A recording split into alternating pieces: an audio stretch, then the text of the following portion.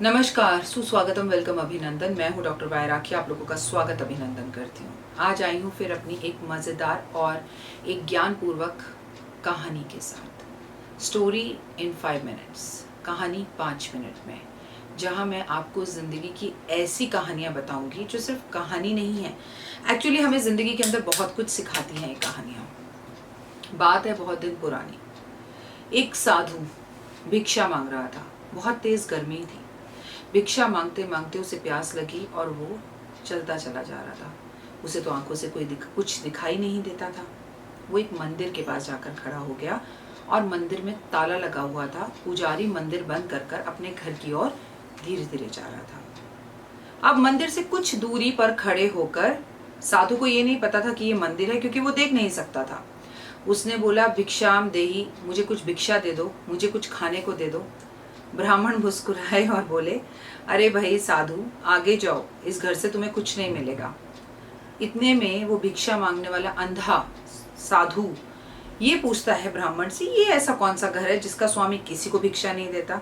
तो बोला, वही तो बता रहा हूँ आपसे कि ये भगवान का घर है, ये मंदिर है, और यहाँ से कोई भी अंदर से बाहर आकर तुम्हें भिक्षा देने वाला नहीं है। दोपहर के 2 बज रहे हैं, मंदिर बंद हो चुका है, इसलिए तुम आगे बढ़ जाओ, तुम्हें यहाँ भिक्षा नहीं मिलेगी। अंधे साधु ने दोनों हाथ उठाए, ऊपर आकाश और आसमान की तरफ देखा। आकाश और आसमान की तरफ देखकर बोला, भगवान, क्या तूने भी देना बंद कर दिया है? तेरे दर से भी कोई खाली जा सकता है? मेरा दिल ये बात नहीं मानता। इतने में आकाश में जोर से बिजली कड़की और साधु, अंधे साधु के चारों तरफ एक तेज प्रकाश हुआ। तेज प्रकाश होते ही उसको एक दिव्य दृष्टि मिली, जिस दिव्य दृष्टि से उसने प्रभु के न केवल दर्शन किए, बल्कि प्रभु ने उसे पास बिठाकर भोजन भी कराया। ये सब काम होने में कुछ क्षण का समय लगा। कुछ क्षण बाद साधु की आंखें आ गई। उसने पलट कर ब्राह्मण को देखा। उसने बोला, ये क्या था, क्या हुआ? और उस अंधे साधु ने, जिसकी अब आंखें आ चुकी थी, दिव्य दर्शन भगवान के हो चुके थे, उसने पंडित को बोला, कौन कहता है कि इस दर पर से कुछ नहीं मिलता? कौन कहता है कि इस दर पर से कुछ नहीं मिलता? कभी मांग कर देखो। मेरा तो न केवल पेट भरा, मेरे को दिव्य दर्शन प्रभु के हुए, और प्रभु मुझे अपने हाथों से भोजन करा कर गए, वो भी कुछ क्षण में। पंडित ये बात सुनकर शर्म से लज्जित हो गया, क्योंकि उसने देख लिया था कि उसकी आंखें आ गई हैं। तब साधु ने बोला कि अगर मांगोगे तो जरूर मिलेगा। श्रद्धा और विश्वास रखने की जरूरत है। ईश्वर चलकर आते हैं। कौन कहता है भगवान खाते नहीं? कौन कहता है भगवान खाते नहीं? तुम शबरी के जैसे खिलाते नहीं। इस कहानी के 2 तात्पर्य हैं। पहली बात, अगर विश्वास है तो भगवान है, सबसे पहली बात। और दूसरी बात ये कि केवल मंदिर को पत्थर की मूर्ति या मंदिर या मस्जिद या दरगाह या गुरुद्वारा ना समझे। यकीन, विश्वास अगर आपका है तो उसको भी धरती पर आना ही पड़ता है। यकीन मानिए।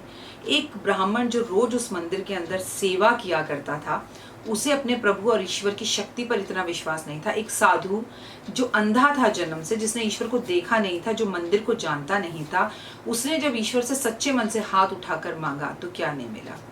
अब क्या बिसात है इस कोरोना की, क्या बात है आपकी इन तकलीफों की, आपकी सरकारी नौकरी की, आपके कष्टों की। ऐसे क्या चीज़ है जो आप ईश्वर से मांगेंगे और आपको नहीं मिलेगा? मांगने का एक तरीका होता है, अटूट विश्वास। आप अगर ईश्वर और प्रभु में रखेंगे तो मैं मान ही नहीं सकती कि ऐसी कोई चीज़ है जो आपको मिल नहीं सकती।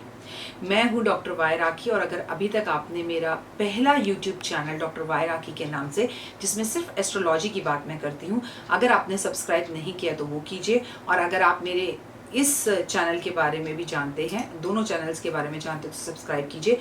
यहाँ मैं सिर्फ आपको वो ज्ञानवर्धक कहानियाँ बताऊँगी जो आपको उपाय के साथ जाननी ज़रूरी हैं। कितने भी उपाय कर लीजिए, कितना भी मंदिर चले जाइए, जब आपकी आस्था विश्वास ही प्रभु में नहीं है तो आपको क्या चीज में आस्था रहेगी। फिलहाल मेरे 5 मिनट होने जा रहे हैं पूरे, मुझे दीजिए आज्ञा। कल आपके साथ एक नई कहानी के साथ फिर मैं जरूर आपके समक्ष आऊंगी और तमाम तरह की ऐसी कहानियां बताऊंगी जो आपका ज्ञान बढ़ाएंगी और आपके संस्कारों को बढ़ाएंगी और आपको जीने के लिए मजबूत शक्ति देंगी। फिलहाल के लिए जय श्री राम।